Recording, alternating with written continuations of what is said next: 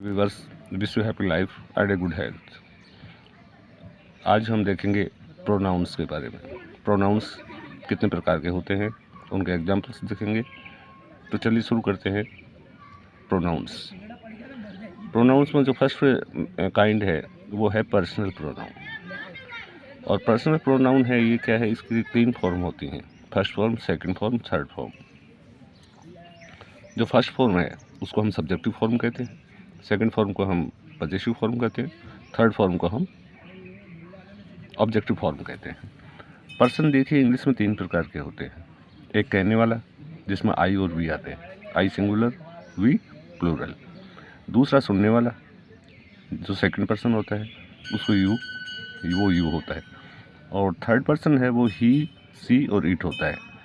ही masculine है, सी feminine के लिए आता है, पुरुष के लिए ही, स्त्री के लिए सी, और इट नॉन लिविंग थिंग्स के लिए। और इनका जो थर्ड पर्सन है इसका प्लूरल होता है दे। तो ये 3 प्रकार के पर्सन होते हैं, फर्स्ट पर्सन, सेकंड पर्सन और ये थर्ड पर्सन। इनकी 3 ही फॉर्म होती हैं, first form, second form, third form. First form है उसको सब्जेक्टिव कहते हैं, सेकंड को पजेसिव कहते हैं, थर्ड फॉर्म को ऑब्जेक्टिव फॉर्म कहते हैं। तो जो फर्स्ट पर्सन आई है उसकी पजेसिव फॉर्म हो गई माइन, ऑब्जेक्टिव फॉर्म हो गई मी। इस तरह से जो इसका प्लूरल वी होता है फर्स्ट पर्सन का, उसकी सेकंड फॉर्म अवर्स हो गई, थर्ड फॉर्म अस हो गई। सेकंड पर्सन यू होता है और यू की सेकंड फॉर्म योवर्स होती है, थर्ड फॉर्म यू होती है। और थर्ड पर्सन में ही, सी, इट, ये तीनों आते हैं। तो ही के लिए सेकंड फॉर्म हिज होगी, थर्ड फॉर्म हिम होगी। सी के लिए second form hers, third form her. और इट के लिए it, second form its, third form it. Plural इनका दे होता है, थर्ड पर्सन का प्लूरल दे होता है। तो दे की second form theirs, third form them. Example देखिए, once there was a lion, एक बार एक शेर था। लोइन यहाँ पर क्या है, नाउन। अब दूसरे वाक्य में देखिए, हमने कंटिन्यूअस इसको लिखा है, ही वाज स्लीपिंग, वह सो रहा था। कौन सो रहा था, लोइन सो रहा था। तो लोइन की जगह हमने क्या काम में ले लिया, ही। तो ही क्या कहलाया, प्रोनाउन, क्योंकि इस संज्ञा की जगह हमने काम में लिया है। अर्थ तो वही है, हम समझ गए ही वाज स्लीपिंग, कौन सो रहा था, ये लोइन सो रहा था। तो लोइन की जगह हमने ही काम में ले लिया, तो भी वाक्य के अर्थ में कोई फर्क नहीं पड़ा। इसलिए संज्ञा के स्थान पे काम में आने वाले शब्दों को हम प्रोनाउन कहते हैं। ये इस संज्ञा के स्थान पे आया है। ही कॉट ए माउस, उसने एक चूहा पकड़ा। किसने पकड़ा, शेर ने। तो इस तरह से संज्ञा के स्थान पे काम में जो शब्द आते हैं उनको हम क्या कहते हैं, सर्वनाम कहते हैं। चलिए आगे बढ़ते हैं।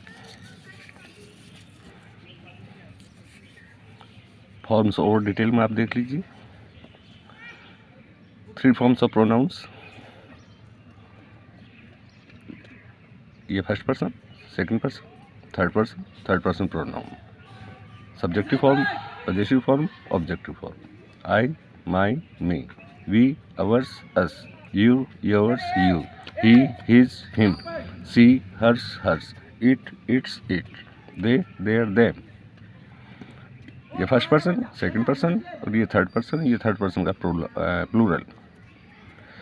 पजेसिव एडजेक्टिव और पजेसिव प्रोनाउन में कंफ्यूज हो जाते हैं, तो उसको आप अच्छी तरह से समझिए। देखिए, माई, अवर, योवर, हिज, इट्स, देयर, ये क्या है, पजेसिव एडजेक्टिव कहलाएंगे। और पजेसिव प्रोनाउन कौन से होंगे, mine, ours, yours, his, hers, theirs. तो ये हमेशा ध्यान में रखने वाली बात है, इसमें कन्फ्यूजन हो जाता है कि पजेसिव प्रोनाउन कौन सा है और पजेसिव एडजेक्टिव कौन सा है। तो ये फॉर्म है पजेसिव एडजेक्टिव की और ये है पजेसिव प्रोनाउन। एग्जाम्पल देखिए आप, एग्जाम्पल से अच्छी तरह से समझ में आएगा ये। दिस काउ इज माइन, ये गाय मेरी है, पजेशन है। इस गाय के ऊपर पजेशन किसका है, मेरा है, तो ये पजेसिव प्रोनाउन हो गया। दिस इज माई काउ, ये मेरी गाय है। यहाँ ये प्रोनाउन है, ये देखिए नाउन से पहले है, ये जो सॉरी एडजेक्टिव है ये। और एडजेक्टिव हमेशा नाउन से पहले आता है, नाउन को क्वालिफाई करता है। तो काउ नाउन है, इससे पहले आया है ये, जबकि ये लास्ट में अकेला आया है, इसके आगे कोई नाउन नहीं है। तो ये प्रोनाउन हुआ और ये एडजेक्टिव हुआ। एडजेक्टिव की यही पहचान है कि वो हमेशा नाउन से पहले आएगा। This books, this book is yours, ये पुस्तक तुम्हारी है। दिस इज़ योर बुक, ये बुक तुम्हारी है। सेंटेंस तो एक ही है, लेकिन इसमें ये यहाँ पर पजेसिव प्रोनाउन को यूज़ किया है, यहाँ हमने पजेसिव एडजेक्टिव को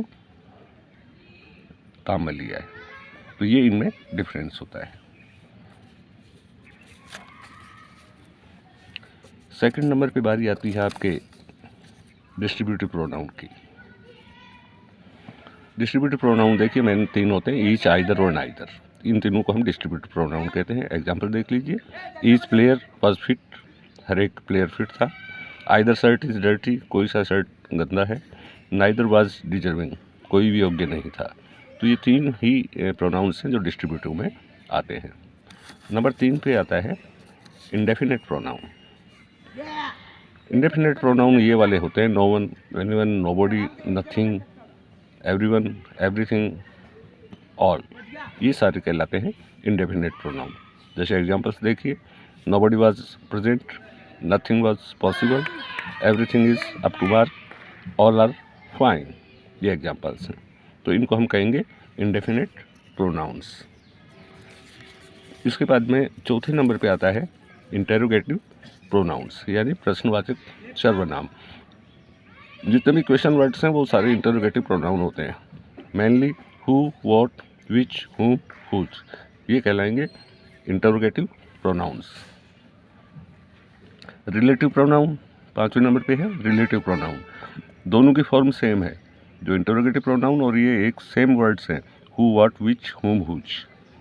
लेकिन ये क्वेश्चन करने के काम में आता है और ये रिलेटिव प्रोनाउन किस काम में आता है, ये 2 वाक्यों को जोड़ने के काम में आता है और अपने नाउन के आगे आता है। जिस नाउन को ये क्वालिफाई करता है वहाँ ये कंजंक्शन का काम करते हैं एक तरह से। एग्जाम्पल से आप अच्छी तरह से इसको समझेंगे।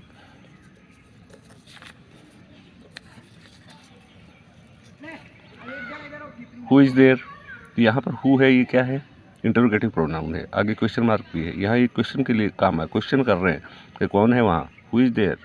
दूसरा वाक्य देखिए आप, the man who broke the glass is my neighbour, जिस आदमी ने ग्लास को तोड़ा है वो मेरा पड़ोसी है।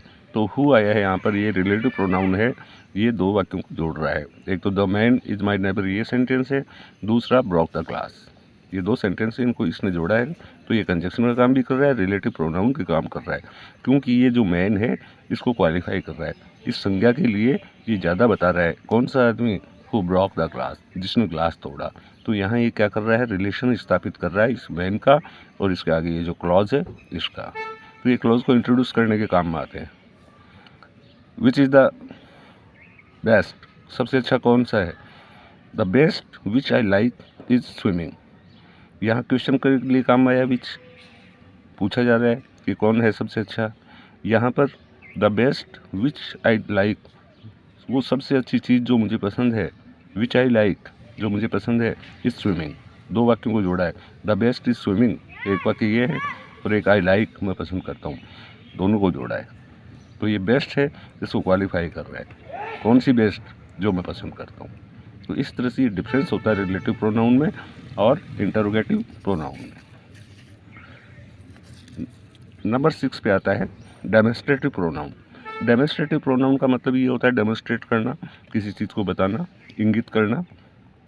इसमें ये 4 प्रोनाउन शामिल है, this, that, these, those. Example देखिए, this is my house, that is your house. That दूर की चीज़ को बताने के लिए काम आता है, दिस नज़दीक की चीज़ को बताने के काम में आता है।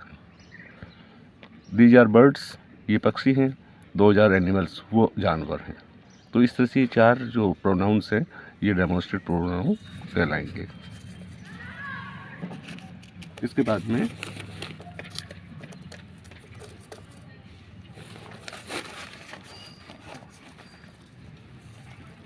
नेक्स्ट प्रोनाउन है रिफ्लेक्सिव प्रोनाउन। रिफ्लेक्स करता है वो सब्जेक्ट की तरफ। इसमें आते हैं myself, yourselves, ourselves, yourself, himself, herself, themselves. Example देखो, I killed the snake myself, मैंने खुद ही सांप को मारा। माई सेल्फ मैंने अपने आप मारा सांप को, ये इसका एग्जाम्पल है। तो ये माई सेल्फ क्या हुआ, रिफ्लेक्सिव, ये रिफ्लेक्स कर रहा है कर्ता, यानी कर्ता ने खुद ने ये काम किया। एक होता है रेसिप्रोकल प्रोनाउन। रेसिप्रोकल प्रोनाउन में ईच अदर और वन अनदर ये वर्ड होते हैं। तो इसको कहते हैं रेसिप्रोकल प्रोनाउंस। तो इस तरह से ये 8 प्रोनाउंस हैं